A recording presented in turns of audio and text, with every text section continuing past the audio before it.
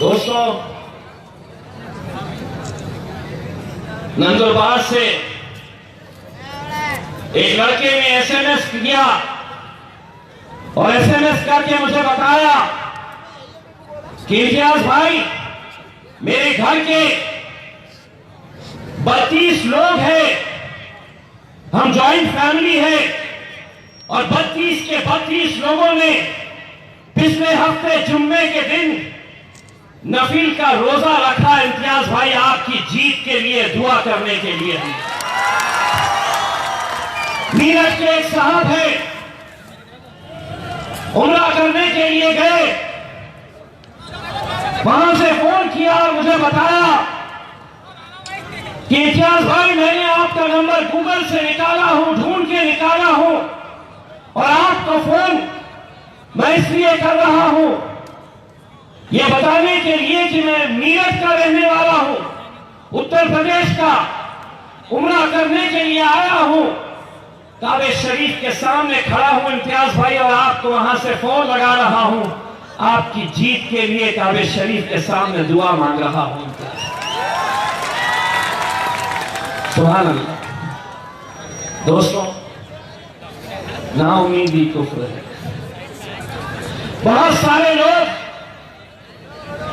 आपकी गलियों में भी आ रहे, मुझे पता है, रात में आ रहे, गाड़ियों में आ रहे, गाड़ी उनकी है, पेट्रोल पे और भर रहा है, आ रहे हैं गणित समझाने के लिए। इतने मुसलमान है, इतने दलित है, इतने मराठा है, इन्हें उसको देता क्या, उन्हें उसकी मिलेंगे क्या, जीतते क्या, नहीं जीतते। कई को देने का, कांग्रेस को देने का, कांग्रेस इनकी अम्मा की है ना, कांग्रेस को दे दो, दिए ना, 70 साल तक दिए ना। गणित समझा रहे, लोगों के बीच में बैठ रहे, जाके नहीं आता, नहीं जीतता। एक ने तो बोला मजलिस खत्म हो गई, खत्म हो गई। अगर ये खत्म हुई मजलिस है तो पप्पा जब आएंगे तो क्या हाल रहेगा। ये तो हम मजलिस के इतने से आदमी से सिपाही है तो अल्हम्दुलिल्लाह, तो गणित समझा रहे हैं। अगर ये लोग दोबारा अगर आए तो उनको एक जवाब जरूर देना कि 70 सालों तक मैंने वोट दिया, कभी कांग्रेस को दिया, कभी राष्ट्रवादी को दिया, कभी समाजवादी को दिया। मैंने वोट दिया इस उम्मीद के ऊपर कि तुम ताकत लगाकर सेना भाजपा को खत्म करेंगे। अब उनसे ये कहना, अगर वो गणित समझाने लगे, अगर बहुत ज्यादा गणित समझाने लगे तो उन्हें एक बात कहना कि 70 सालों तक मैंने तुम्हें दिया, लेकिन इस बार मेरा भाई खड़ा है इम्तियाज जलील, मेरा वोट उसी को जाने वाला है।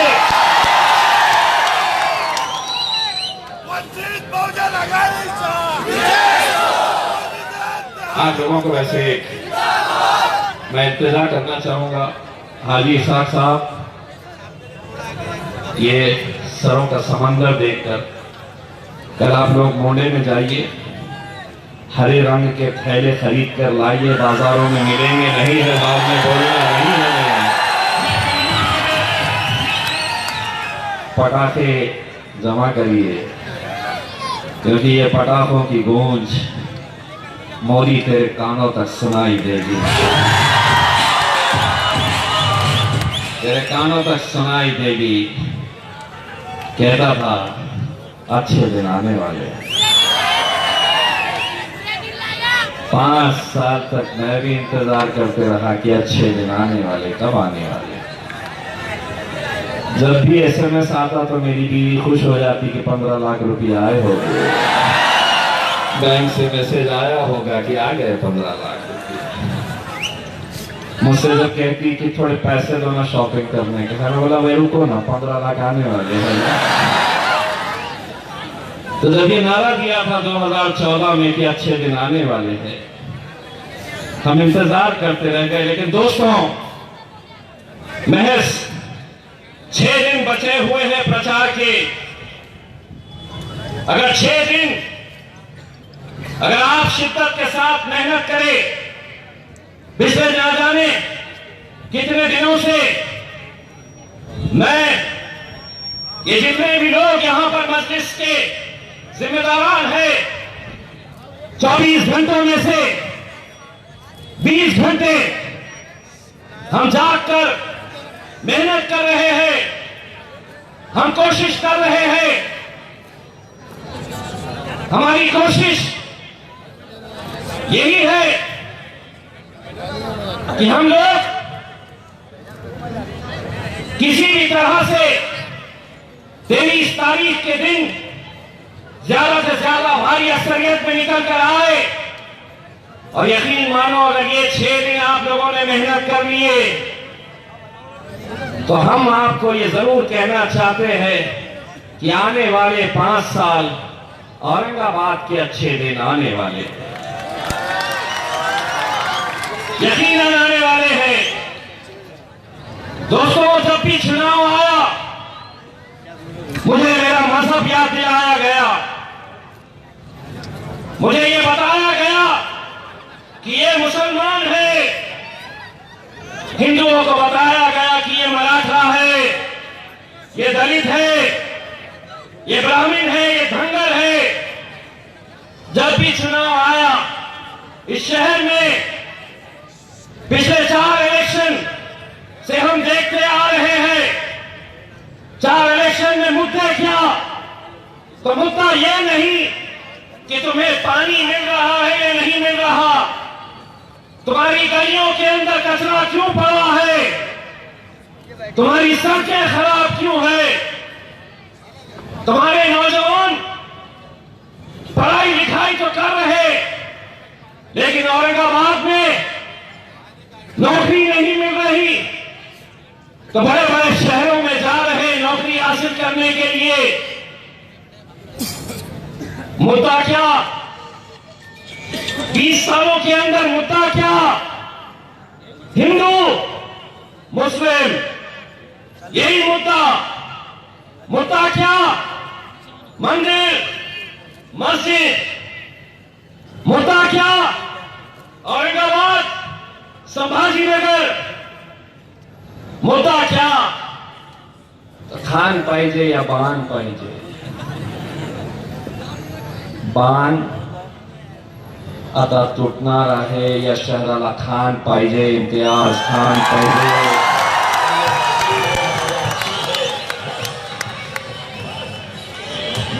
रोजगाराची खांब।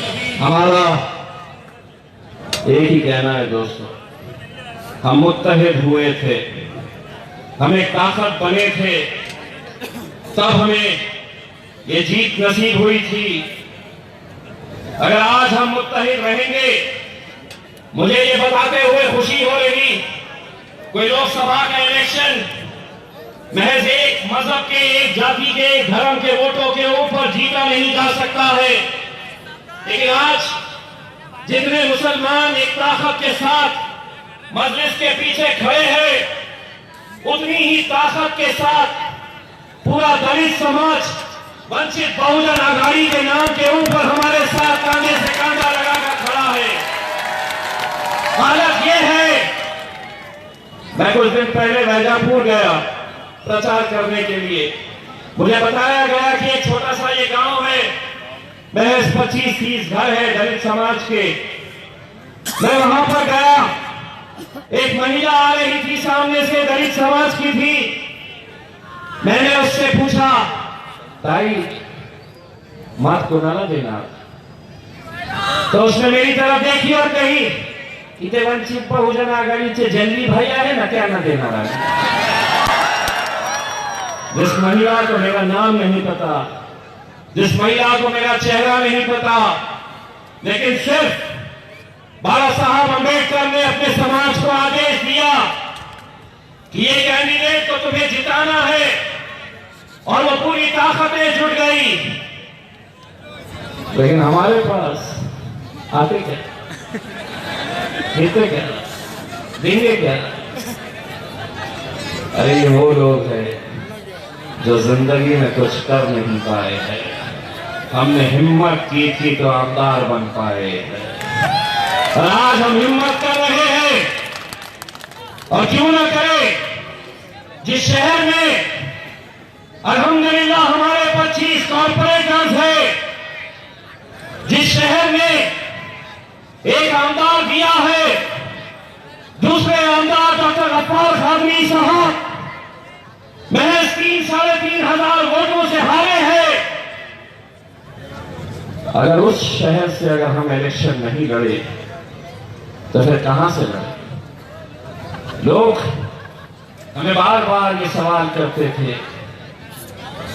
बार बार ये सवाल करते थे कि क्या होगा, जीतेंगे या हारेंगे?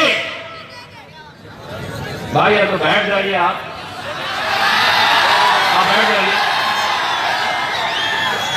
अरे यार हमें कैमरा में साइड मत करो, नीचे बैठ के लो, रिकॉर्ड करो। तो ये लोग हमसे यही कहते थे कि जीतेंगे क्या, और मैं उन्हें जवाब देता था मंजिल मिले न मिले, मंजिल मिले न मिले ये मुकद्दर की बात है, पर हम कोशिश भी ना करें ये गलत बात है। हम करेंगे, हम कोशिश करेंगे, और अल्हम्दुलिल्लाह मैं आपको आज यकीन दिलाता हूं कि 23 मई को जब लोकसभा के नतीजे आएंगे, रमजान चल रहे होंगे, हम सभी लोग रोजे की हालत में रहेंगे। अल्लाह रोजेदारों को मायूस नहीं करेगा। हम रोजे की हालत में रहेंगे, नतीजे आएंगे इंशाअल्लाह। उस दिन इफ्तार हम साथ में करेंगे और तब जश्न शुरू होगा, ऐसा जश्न जो औरंगाबाद में कभी देखा नहीं होगा। ऐसा जश्न हम मनाएंगे, ऐसा जश्न हम मनाएंगे। मेरे भाइयों, आज सियासत हमें कहां लेकर आई? आज लोग ये कहते थे कि असद साहब अकेले हैं, इम्तियाज जलील साहब आप विधानसभा के अंदर है। वैसे आपको बता दूं कल मेरा पठान भी आने वाला है 4 दिन तक के लिए, वो भी यहां पर आएगा। आजी साहब वारिस पठान को इनके बीच में छोड़ देना, पठान खूब पक्का है, खूब मजे ले उसकी। वारिस पठान की पदयात्रा भी यहां पर कराओ। दोस्तों, आज इस मुल्क के अंदर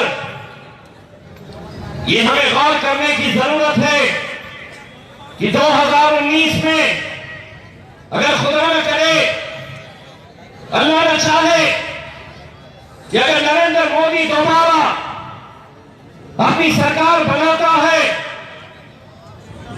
तो उस वक्त उनके हौसले इतने बुलंद होंगे कि ये जो ट्रिपल तलाक का जो मुद्दा था वो सिर्फ हमें छेड़ कर देखना चाहते थे कि क्या ये कौम सब कुछ सह लेती है या सड़क पर आती है। मैं हमारे इस मुल्क की हमारी माओ और बहनों को मुबारकबाद देता हूं, इन नौजवानों को, बुजुर्गों को सलाम करता हूं कि उन्होंने एक से जरा सी कोशिश क्या की, पूरी कौम सड़क पर निकल आई और एक पैगाम भारतीय जनता पार्टी और आरएसएस को दिया कि हम अपनी जान लुटा सकते हैं, अपने शरीयत के साथ छेड़छाड़ हम कतई बर्दाश्त नहीं करेंगे। लेकिन उस वक्त जब फैसले की घड़ी आई तो कौन खड़ा हुआ? क्या ये कांग्रेस ही खड़े हुए? क्या ये राष्ट्रवादी वाले खड़े हुए? कौन खड़ा हुआ? तो मेरा शेर खड़ा हुआ, असद ओवैसी। सिर्फ असद भाई खड़े रहे और उन्होंने कहा कि ऐसी कुर्सी आएंगी और जाएंगी, मेरे लिए शरीयत से बढ़कर कुछ भी नहीं। अब 2019 के बाद ये हमारी आपकी जिम्मेदारी है कि असद भाई को हमें और ताकत देना है। वोट तो देंगे आप इंशाअल्लाह, लेकिन आप लोगों को शिद्दत के साथ दुआएं भी करनी है। 22 दिनों के अंदर आपने अल्हम्दुलिल्लाह मुझे आमदार बनाया था। दोबारा इंशाअल्लाह अगर हमारी माएं और बहनों की, बुजुर्गों की दुआएं हमारे साथ रहेगी तो 28 दिनों के अंदर इंशाअल्लाह एक खासदार भी औरंगाबाद बनाएगा एक खासदार। यहां पर ये जितने नौजवान बैठे हैं उनमें से कितने ऐसे हैं जो पैदा भी नहीं हुए थे, जिनकी उम्र आज 40 साल से कम है, इन्होंने देखा ही नहीं कि हमारी कौम का खासदार कैसा होता है। 1980 में 40 साल पहले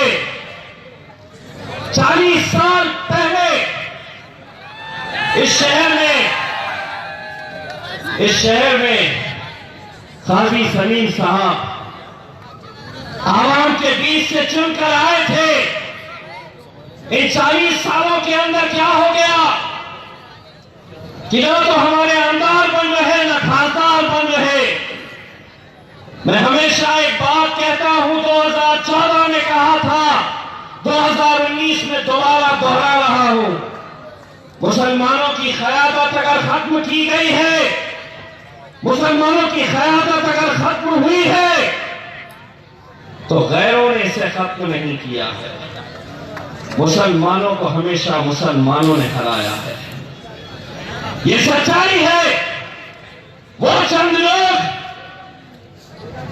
जिन्हें ऐसा लगता है कि नहीं हम गुलाम रहेंगे तो सिर्फ कांग्रेस के गुलाम रहेंगे, हम राहुल गांधी के नीचे काम करेंगे, हम शरद पवार के नीचे काम करेंगे, हमारा आका होगा तो अशोक चौहान होगा, अजीत पवार होगा।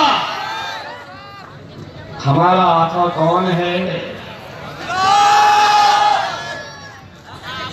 हमारा आका वो है। और हम अगर हमारी राजनीतिक ताकत बनाएंगे, तुम कितना भी विरोध कर लो, तुम कितना भी बड़बड़ा लो, हमारा कायद सिर्फ एक ही है, बैरिस्टर।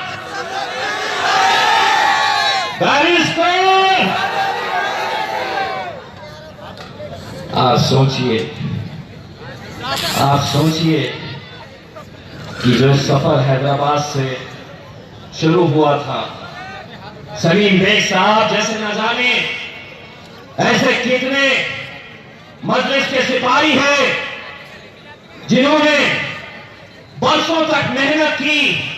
असद साहब, अकबर साहब जो दिन और रात मेहनत कर रहे, आज उसी का नतीजा है, आप लोगों की मेहनत है कि इस बार असद साहब के साथ बिहार से अगर अख्तर उल ईमान साहब जाएंगे तो इंशाअल्लाह औरंगाबाद से इम्तियाज जलील भी जरूर जाएगा, जरूर जाएगा। बस आप लोगों को एक इंतजाम मैं करना चाहता हूं, अगले 6 दिनों तक के लिए,